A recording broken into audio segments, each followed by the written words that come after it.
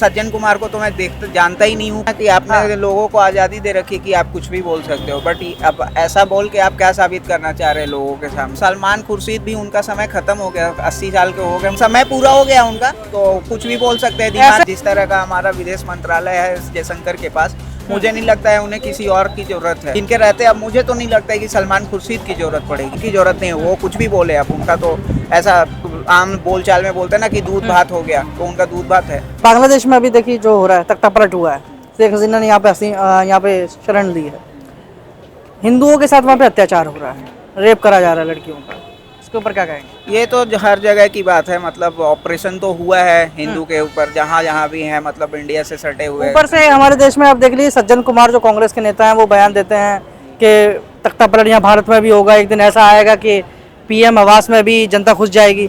तो इस तरह के बयान ना सिर्फ देश विरोधी हैं बल्कि भारत की छवि को किस तरह से खराब करते हैं। यही तो बात है ना कि आपने लोगों को आज़ादी दे रखी कि आप कुछ भी बोल सकते हो, बट अब ऐसा बोल के आप क्या साबित करना चाह रहे हैं लोगों के सामने। यही तो है ना कि मतलब ये तो भड़काने वाले बयान हो गए ना कि भाई आप चाहते हैं कि युवा आए और मतलब कि पीएम आवास घुस जाए। बट अभी क्या है कि सज्जन कुमार को तो मैं जानता ही नहीं हूँ कौन है, तो उनकी बात ही मत करो आप। सलमान खुर्शीद ने कहा था कि बांग्लादेश जैसे हालत बन सकते हैं भारत। समय पूरा हो गया उनका, तो कुछ भी बोल सकते हैं। दिमाग हो गया, मुझे लगता है 70-80 साल का, तो 2-4 साल में वो विदेश मंत्री भी रह चुके हैं वो। हाँ, पता है उनका क्या हिस्ट्री है, मुझे पता है। ऐसा नहीं है कि मैं उनसे बिल्कुल ही मतलब ऐसे अनअवेयर हूँ, ऐसा नहीं है। समय पूरा हो गया उनका, तो कुछ भी बोल सकते हैं। ऐसे में आप क्या मतलब, सलमान खुर्शीद विदेश मंत्री रह चुके, इतना अनुभव उनके पास, वो चाहते हैं डिप्लोमेटिक रिलेशन के बारे में बांग्लादेश में किस तरह सुधार करा जा सकता है, सरकार की मदद कर सकते थे, लेकिन इस टाइम पे वो ऐसे बयान दे रहे हैं कि भाई बांग्लादेश जैसी स्थिति चाहते हैं भारत के अंदर। नहीं, अब मुझे लगता है ना कि इंडियन गवर्नमेंट के पास उस लेवल के लोग हैं ना, जो अब इंडियन गवर्नमेंट सलमान खुर्शीद के पास नहीं जाएगी किसी भी तरह का राय लेने के लिए। जिस तरह का हमारा विदेश मंत्रालय है जयशंकर के पास,